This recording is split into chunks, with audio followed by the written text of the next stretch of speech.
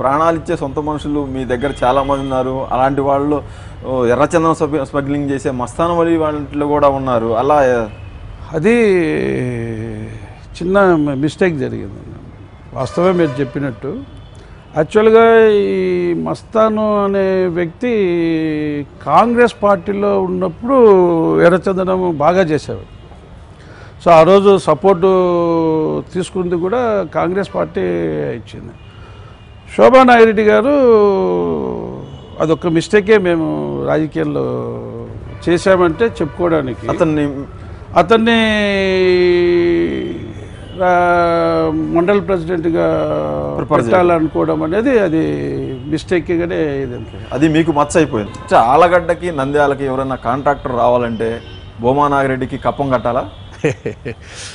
General మామూలే కదండి కప్పం. ఇది కాదు, ఈ డైలాగులు మీరు అడగడము, నేను ప్రతి ఛానల్లో చెప్పడము ఎలా ఎందుకు ఉంటుంది?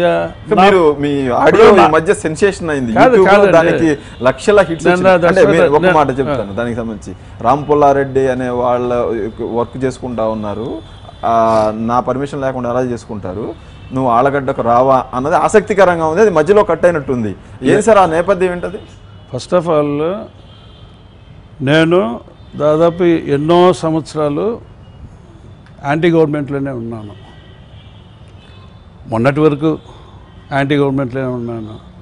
నేను అడుగుతాను, మీరు చెప్పండి, అధికారం లేకపోతే కప్పం కట్టించుకునేటువంటి పరిస్థితి ఉంటుందా ఒక అపోజిషన్? ఆలగడ్డ భూమా నాగిరెడ్డి ప్రత్యర్థులు కూడా ఉన్నారు కదా, చెప్పేది అదే నేను చెప్పేది.